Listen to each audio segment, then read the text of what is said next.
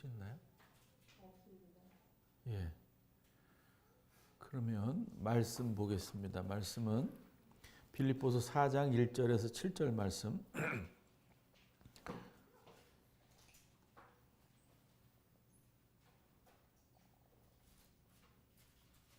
예, 제가 읽겠습니다. 그러므로 나의 사랑하고 사모하는 형제들, 나의 기쁨이요 면류가 아닌 사랑하는 자들아, 이와 같이 주 안에 서라. 내가 유오디아를 권하고 순교를 권하노니 주 안에서 같은 마음을 품으라. 또 참으로 나와 멍에를 같이 한 내게 구하노니 복음에 나와 함께 힘쓰던 저 여인들을 돕고 또한 글레멘드와 그 외에 나의 동역자들을 도우라. 그 이름들이 생명책에 있느니라.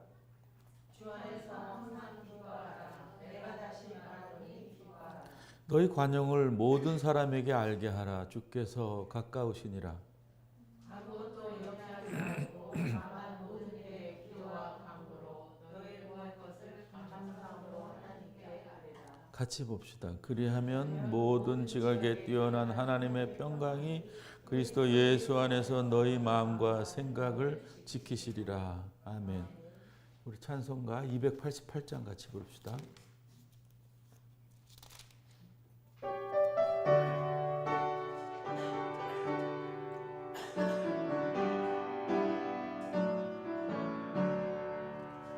예수를 나의 구주 삼고 성령과 피로써 거듭나니 이 세상에서 내 영혼이 하늘의 영광 누리도다. 이것이 나의 감정이요 이것이 나의 찬송이지.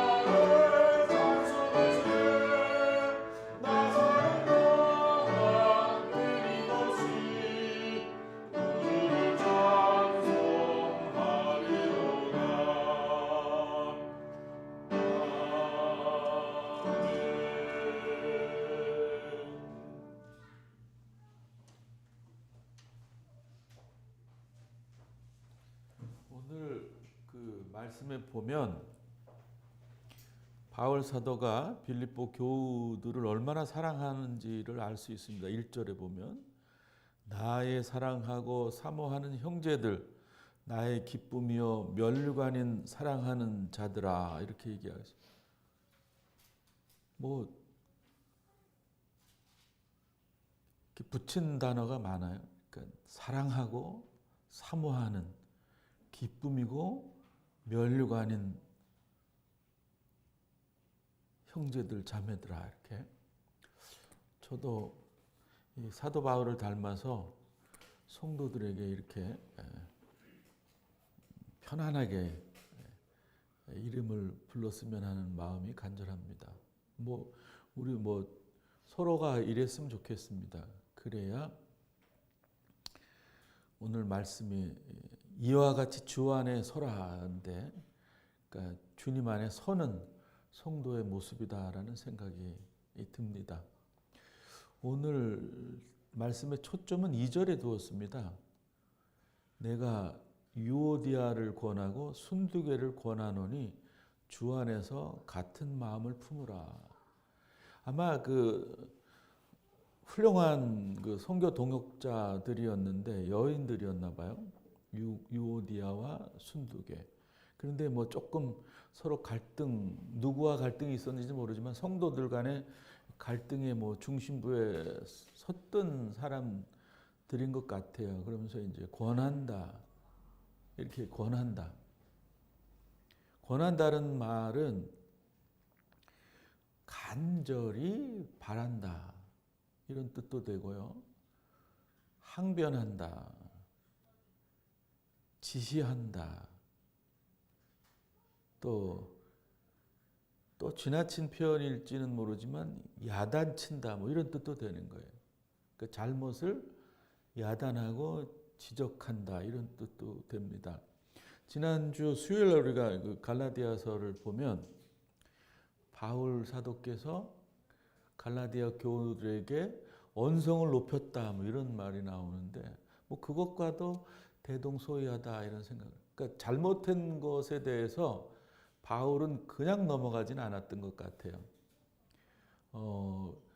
같이 동역하던 바나바가 있었는데 그의 조카인 그 마가가 조금 그 젊은 혈기에 실수를 했을 때 바울은 야단을 많이 쳤던 것 같아요.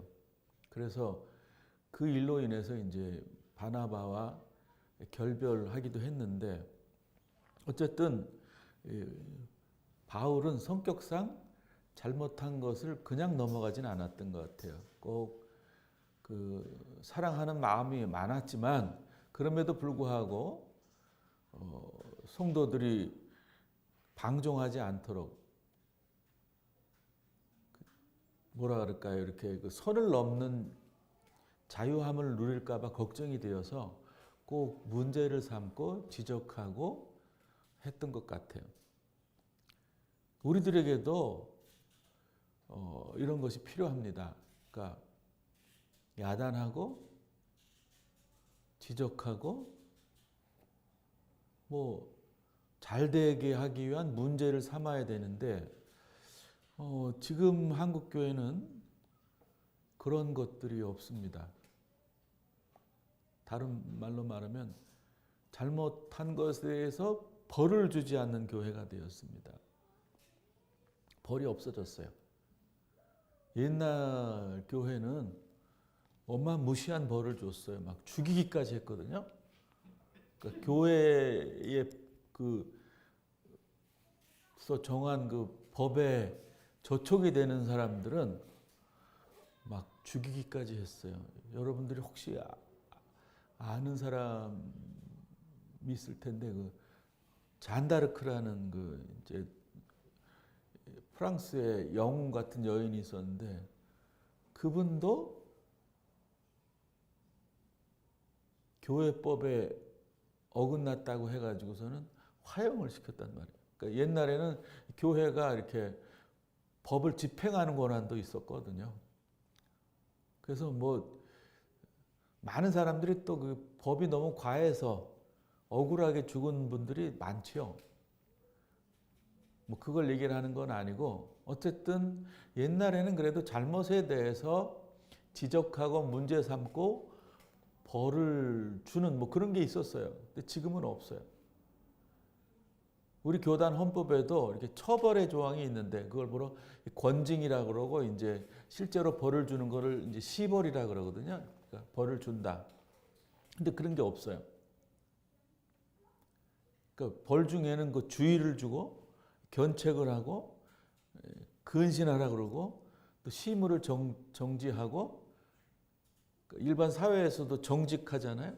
그러니까 직장의 일을 이제 얼마 동안에 멈추게 하는 거, 그 다음에 아예 그 직에서 물러나게 하는 면직 뭐 이런 게 있고, 또 성찬을 그러니까 이 성도의 가장 큰 권리가 성찬에 참여하는 거거든요. 이제 그거를 제한하기도 했어요. 그걸 수찬정지라 그래요. 수찬정지. 그리고 이제 큰 악한 일을 해서 도저히 이 가능성이 없다라는 인물에게는 이제 출교 처분도 하고 그랬거든요. 우리 그 교회를 나가라. 너 같은 사람은 그 성도의 자격이 없다. 이래서 아주 어마무시한 처벌도 했었어요. 근데 지금 여러분들이 이런 처벌의 조항을 들었지만 어때요? 이런 처벌이 있습니까? 교우들에게? 목사들에게는 좀 있어요. 목사들. 그 장로들에게도 조금은 있는데 이제 노회나 총회에서 근데 개 교회에서 성도들을 치리해서 시벌하는 뭐 그런 거는 거의 찾아볼 수가 없어요. 웬만한 일로는 그냥 다 덮어놓고 가죠. 그러니까 제가 가끔 자주 얘기를 했었는데 이 사랑하는 것과 정의로움이 이렇게 균형을 딱 잡고 신앙생활을 해야 되는데 지금의 교회들은 교우들에게 정의로운 그 행동들을 안 하는 경향이 많이 있어요. 그냥 덮어놓고 이제 이해하고 받아들이죠. 지나칠 정도로 무분별할 정도로 그렇게 아무 상관없이 오냐오냐 한다 이 말입니다. 많은 사람들이 그래요. 이렇게 지적하고 문제 삼고 이렇게 잘못했다고 하면 뭐 교회가 여기밖에 없나? 뭐 이런 식의 마음을 가지고 다른 데로 다 가요. 이게 이제 사실 우리 장로교회는 A라는 교회에 다녔으면 B라는 교회로 옮기려면 이렇게 뭐라 그럴까요? 호적을 띄워서 그쪽 교회에다 갖다 줘야 되거든요. 이명을 해야 되는데 그런 게 없어요. 없어. 그죠? 근데 그런 어떤 행정 처리가 없으니까 이게 무분별해진 거예요, 교회가. 사실 뭐 우리 교단의 교인만 해도 뭐 200만이 좀 넘는다 그랬는데 그거 뭐 그렇게 확실한 숫자도 아니에요. 몰라요, 사실.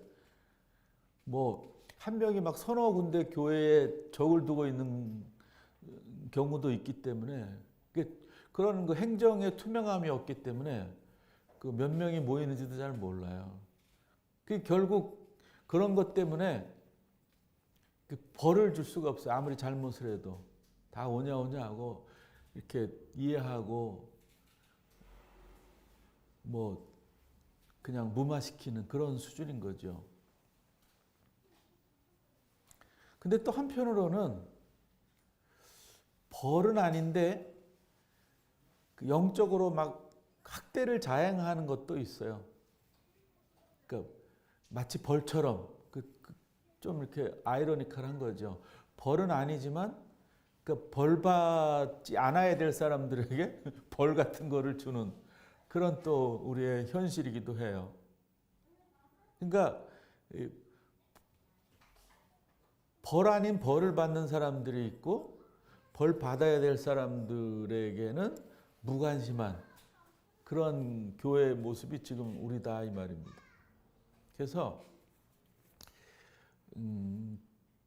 벌이 필요해요. 그러니까 벌이라는 게 막 사람을 막 고통을 주고 뭐 고문하라는 게 아니고 깨닫게 하라는 거잖아요. 그래서 이렇게 뭔가 잘못을 했을 때는 잠시 동안 이렇게 뭔가 자기의 잘못에 대해서 깊이 생각하게 하고 다시는 그렇지 않도록 애를 쓰도록 뭔가 이렇게 장치를 마련해 주는 게 필요한데 이제 그게 없어요.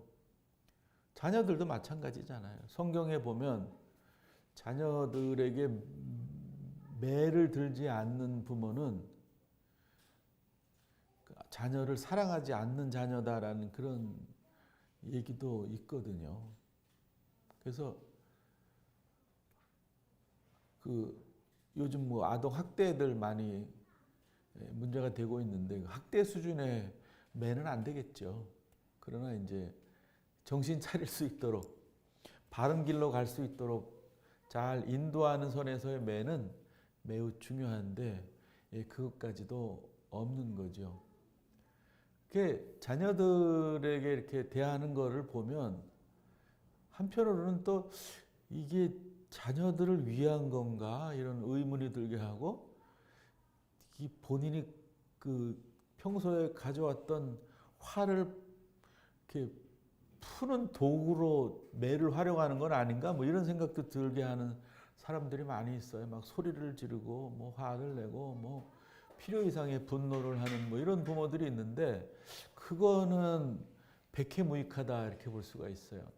그러니까 우리가 화를 내고 야단을 칠 때는 좀 이성적으로 내가 평소에 가져왔던 그 화를 막 이렇게 같이 묶어서 막 푸는 그런 게 아니라 정말 그 상대를 위한 선에서 해야 되는데, 아쉽게도 그렇지 않은 분들이 꽤 많아요. 그 사도 바울은 그런 점에서 굉장히 균형을 잘 잡고 했던 것 같아요. 오늘 1절에 보면은 사랑하고 사모하는 형제들, 나의 기쁨이요 면류관인 사랑하는 자들아, 이렇게 얘기하는 거 보면은 정말 마음 깊은 곳에서부터 성도들을 사랑했어요. 그렇다고 해서 무분별하게 다 뭐 오냐 잘했다라고 하지 않고 문제되는 거를 철저하게 이제 날카롭게 지적해 주는 그런 모습이 있었던 거예요. 그러니까 사랑과 정의라는 차원을 잘 교우들에게 가르쳤다라고도 볼 수가 있는 겁니다. 그래서 우리들은 정말 그 서로 그 교우들 간에도 뭐 굉장히 조심스럽고 위험하기도 하지만 정말 사랑하는 차원에서 권고를 할 수 있어야 되고, 또 그 권고를 진심으로 잘 받아야 되는 사이가 돼야 되는 거예요. 뭔가 이렇게 좀 그 자기가 마음이 불편한 말을 하게 되면 막 삐져서 서로 이렇게 그 보려고도 안 하는 그런 수준이면 안 되겠죠. 그러니까 지금 그런 사회니까 이렇게 듣기 좋은 말만 원하는 그런 사회거든요. 그러니까 귀에 들리게 쓴 말들은 별로 관심이 없어요. 그리고 정말 사랑하는 마음으로 그렇게 얘기를 하는데도 나를 무시한다는 생각, 나를 얕본다는 생각, 뭐 이런 생각으로 이렇게 가득 찬 사람들이 많은데, 그거는 굉장히 그 내가 많이 고쳐져야 된다라는 그런 그 현실이라는 걸 우리가 알아야 될 줄 압니다. 어쨌든 다른 사람들의 그 쓴소리들을 잘 들을 줄 알고 나의 유익으로 이렇게 만들 줄 아는 그런 성도가 정말 온전한 예수를 바로 아는 성도라는 걸 우리가 깨달아야 될 줄 압니다. 그러고서는 이제 서로 도우라는 얘기를 합니다. 사도 바울이. 그러니까 그 순두개하고 유오디아하고의 그 얘기를 계속 이어서 하는 거죠. 비록 잘못은 했지만 함께하는 성도들끼리는 서로 사랑해야 된다. 이런 아까 제가 조금 전에 한 얘기의 연속인 거예요. 그러니까 잘못을 했다 그래서 이렇게 뭐 영원히 그 갈라서는 그런 태도의 원수 삼는 뭐 이런 태도의 모습으로 성도들이 살면 안 된다 이 말이죠. 그러니까 저는 그 말이 좋은 것 같아요. 그 부부 간의 싸움은 뭐 칼로 물베기다 그런 말 있잖아요. 성도 간의 다툼이나 또 갈등도 그렇게 생각해야 될 것이고, 또 어른들이나 또 교회 뭐 지도자들이 하는 그런 지적이나 문제 삼음에 대해서 그런 식으로 이렇게 받아들여야지, 나를 뭐 증오하고 미워해서 나를 안 보려고 저렇게 얘기하는구나 이렇게 하면 안 될 것 같아요. 그러면 공동체가 깨지게 되고 개인들도 뭐 상당히 그 어려움을 많이 당할 수밖에 없어요. 우리가 기존에 마음속에 깊이 새기고 있어야 될 것은 서로 사랑한다라는 거죠. 저가 무슨 말을 해도 기본적으로 나를 사랑한다. 이런 마음이 있어야 되는 거죠. 네? 사랑하지 않는다라는 마음이 있으면 아무리 좋은 말을 들어도 이렇게 반항이 되고 좀 좋은 결과를 얻을 수가 없는 거예요. 그래서 이렇게 서로 돕는 차원에서의 이야기와 행동들을 해야 되는 것을 우리가 오늘 말씀을 통해서 배울 수 있게 되는 겁니다. 그리고서 또 이제 말을 바꿔서 사도 바울께서는 항상 기뻐하라, 내가 다시 말하노니 기뻐하라 이렇게 얘기합니다. 항상 기뻐하라는 말은 데살로니가 3장 16절이잖아요. 그죠? 똑같은 말이죠. 그러니까 우리가 세상적인 논리로는 받아들일 수 없는 말이에요. 왜? 항상이라는 말에. 그러니까 세상 사람들은 눈에 보이는 기뻐하는 것을 가지고 기뻐하잖아요. 실물을 가지고. 그리스도인들도 그러는 사람들이 많아요. 근데 그렇게 하면 안 된다 이 말이에요. 내게 뭔가 좋은 게 들어오면 기뻐하고, 좋은 일이 생기면 기뻐하고, 나쁜 일이 생기면 화를 내고 슬퍼하고, 이런 개념으로 살아서는 안 된다는 거죠. 그러면 항상이라는 말에 문제가 있잖아요. 그러니까 우리가 항상이라는 거는 희노애락의 모든 조건 하에서 기뻐하라는 거거든요. 그러니까 슬프든지 기쁘든지 화가 나든지 어렵든지 즐겁든지 상관없이 기뻐해야 되는 거예요. 그러니까 이 현실을 초월해서 기쁨을 마음속에 담아야 된다 이런 거거든요. 그러니까 우리가 자꾸 이 물질을 통해서 기쁨을 얻으려고 그러면은 항상 기뻐할 수가 없는 거죠. 그 태도를 바꿔야 돼. 그럼 어떻게 되느냐? 주 안에서 기뻐해야 돼. 주 안에서. 주 밖에서가 아니라. 그러니까 세상 물질을 보고 기뻐하는 건 주 밖에서 기뻐하는 거예요. 그러니까 십자가를 지더라도, 내가 어떤 역경과 고난이 오더라도 그걸 인내하고 참고 이기면서 부활의 기쁨에 동참하는 거. 이게 그리스도인의 기쁨이요, 주 안에서 기뻐하는 것이다. 이렇게. 이것이 얼마나 중요하면 바울은 재차 반복하잖아요. 내가 다시 말하노니 기뻐하라. 이것이 있어야 기본적으로 그리스도인 된 사람으로 살아갈 수 있다라는 그런 말씀인 것이죠. 그리고서 또 5절에 보면 너희 관용을 모든 사람에게 알게 하라. 주께서 가까우시니라 이렇게 얘기해요. 그러니까 관용을 모든 사람에게 알게 하려 그러면은 전제 조건이 기뻐하는 거일 수밖에 없어요. 그러니까 다른 사람들에게 관용을 베풀기 위해서는 내가 화난 마음, 내가 불편한 마음이 있으면 그럴 수가 없는 거죠. 내 안에 그리스도로 인하는 즐거움과 기쁨이 넘쳐야 되는 거죠. 그것이 없다면 관용할 수 없는 거죠. 쉬운 말로 관용이라는 말은 너그럽다라는 말이에요. 너그럽다는 말. 우리는 사실 현대를 살면서 이 너그러움이 많이 없어요. 너무 예민하고 너무 이렇게 좀 뭐라 그럴까요? 이렇게 불끈불끈하는 것 같아요. 저부터가 그런 것 같아요. 현대인의 삶이 그렇게 생겨 먹었어요. 초조와 불안 속에 있으니까 늘 예민할 수밖에 없는 거예요. 너그러울 수가 없어. 편안할 수가 없다라는 거죠. 또 기쁨이 없다라는 거죠.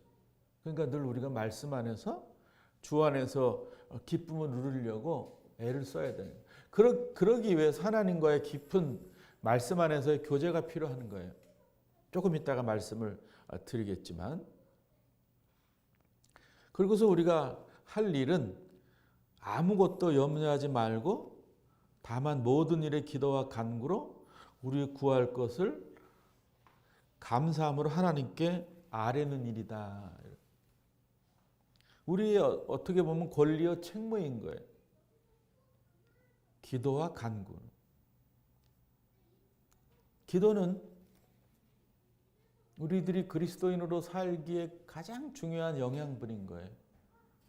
하나님과의 의사소통, 하나님과의 깊은 교제와 사귐. 이게 말하자면 식물들이 이제 밭에 이렇게 심겨 있잖아요. 그러면 어떻게 해?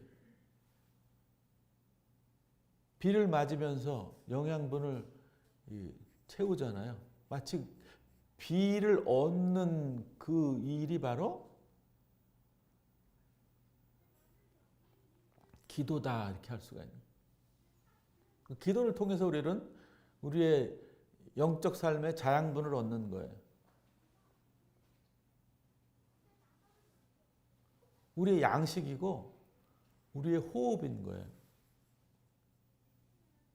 이제 그 말씀을 보면 두 가지로 나눌 수도 있죠. 이렇게 하나님의 말씀은 양식이요, 기도는 호흡이요 이렇게 얘기를 할 수 있는데 그 두 가지 다 기도 안에 포함되어 있다라고도 볼 수 있어요.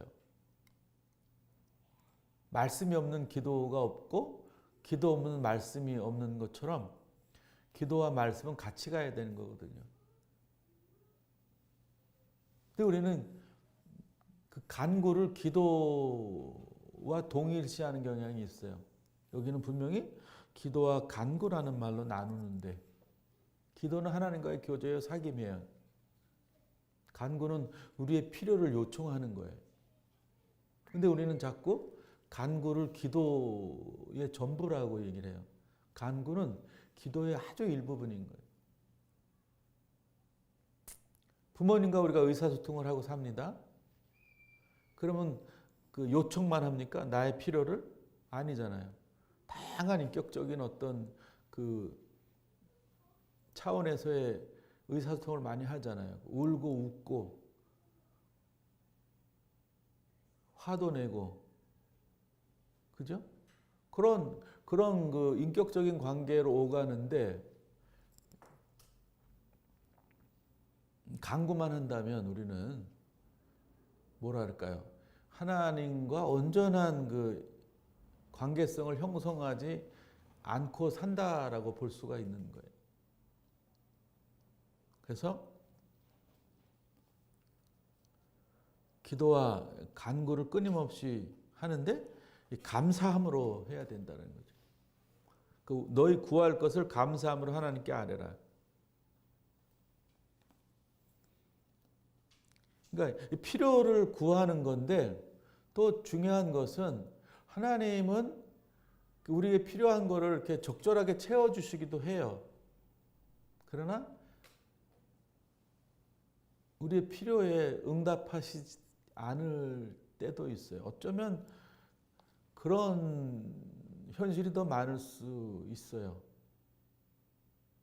그러니까 내가 바라는 대로 응답해 주시는 경우와 그렇지 않은 경우를 이렇게 비교해 보면 그렇지 않은 경우가 훨씬 많을 거예요. 만약에 그렇다면 현저하게 우리가 필요한 걸 다 채워달라고 하면 다 채워줬다 그러면은 남들에게도 그게 다 보일 텐데 그러면은 너도 나도 교회에 오겠죠. 예수 믿겠다고. 잘 되는데 그냥 눈에 띄게 막 그냥 저 사람이 잘 돼요. 안 되던 사업도 잘 되고 거의 다 죽게 생겼는데 벌떡 일어나서 건강한 사람이 되고 이런 게 막 그냥 거의 90% 이상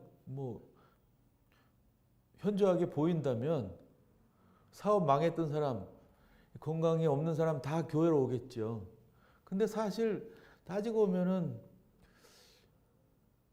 그게 이렇게 막 드러나지는 않아요. 그러니까 나의 필요를 채워주시는지 안 채워주시는지 이걸 갈피를 잘 못 잡을 때가 많아요. 그죠? 어쩌면 나의 필요를 잘 안 채워주는구나. 나의 요구를 잘 안 들어주시는구나. 이런 생각이 들 때가 더 많다 이 말이죠. 그런 차원에서 우리가 간구하면 안 되겠다라는 거죠. 그러면 어떻게 해야 되느냐? 우리가 주 안에서 기뻐함으로 염려하지 않고 기도와 간구로 감사함으로 하나님께 아뢰면 어떤 것이 주어지느냐? 그 물질이 풍요해지는 거 아니에요. 우리의 바램대로 뭐 물질이 풍요해지고 건강해지고 뭐 자녀들이 잘 되고 뭐 이런 건 아니란 말이에요. 그럼 어떤 것이냐? 7절인 거죠. 그리하면 모든 지각에 뛰어난 하나님의 평강이 그리스도 예수 안에서 너희의 마음과 생각을 지키시리라. 좀 그 물질적인 것들을 초월한 어떤 좋은 것들을 우리에게 주신다 이런 거죠. 그러니까 여기서 이제 사도 바울은 하나님의 속성을 얘기합니다. 모든 지각에 뛰어난 하나님, 모든 지각에 뛰어난, 그러니까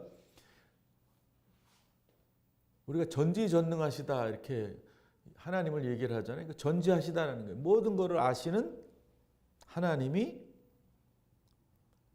가진 평강을 우리들에게 주셔서 우리들의 마음과 생각을 지키신다. 간단하게 말하면 우리에게 그리스도께서 주시는 평강을 얻게 하신다 이런 거죠. 예수님이 오신 이유가 뭐죠?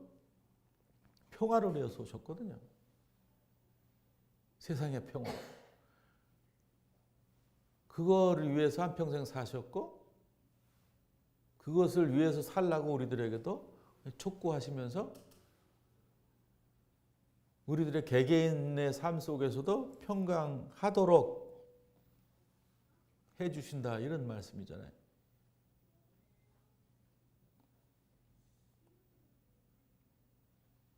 그래서 우리들은 이 말씀을 통해서 자꾸 우리들이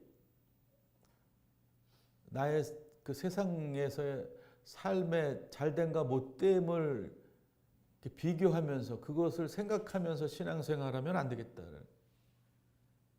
어떤 나의 그 삶의 현실이 펼쳐지든지 간에 관계없이 믿음 안에서 살아가는 성도가 되어야 되겠다. 이런 말씀인 것이죠. 그것이 이 초월적인 삶인 거죠. 초월적인 삶. 세상 사람들과 가치관을 달리하고 세계관을 달리한 그런 삶인 거죠.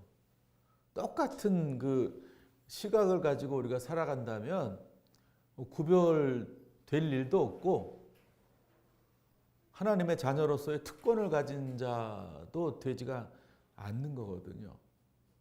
그래서 오늘 우리는 이 말씀을 통해서 정말 성도들 간의 사랑의 마음으로 간절히 권고하고 또 서로 돕고 또 주 안에서 기뻐하고 또 너그럽게 다른 사람들을 포용하고 이해하고 관용하고 늘 기도 안에서 하나님과 의사소통하면서 하나님의 평강이 충만한 성도로 살아야 되겠다라는 그런 말씀에 깨달음을 얻게 되는 것입니다. 한 주간도 이 말씀을 기억하면서 행복한 한 주간을 사는 성도가 되기를 바랍니다. 기도합시다. 자비하신 주님, 오늘 귀한 말씀 속에서 그리스도인이 어떻게 살아가야 될지 깨달음을 주시니 감사합니다. 우리들이 용기를 내어서 서로 사랑의 권면을 하게 하시고 서로 돕고 또 내 안에 기쁨이 충만케 하고 모든 사람을 너그럽게 대하고 염려를 붙들어 매놓고 오직 하나님 향한 믿음으로 기도하며 주님께서 주시는 평안을 얻으며 살 수 있는 성도가 되게 해 주시옵소서. 저희들의 의지로는 도저히 할 수 없사오니 성령 하나님께서 저희들 붙잡아 주시고 인도해 주셔서 아름다운 그리스도인의 삶을 살 수 있도록 도와 주시옵소서. 현실 안에서의 삶이 너무 괴롭고 어려워서 울부짖을 때가 너무 많은데 하나님께서 늘 평강으로 인도해 주시다는 말씀 참 감사합니다. 한 주간도 주님의 말씀에 의지하여 승리하는 저희들 될 수 있도록 도와주시옵소서. 예수님의 이름으로 기도하옵나이다. 아멘. 자, 455장 같이 부릅시다.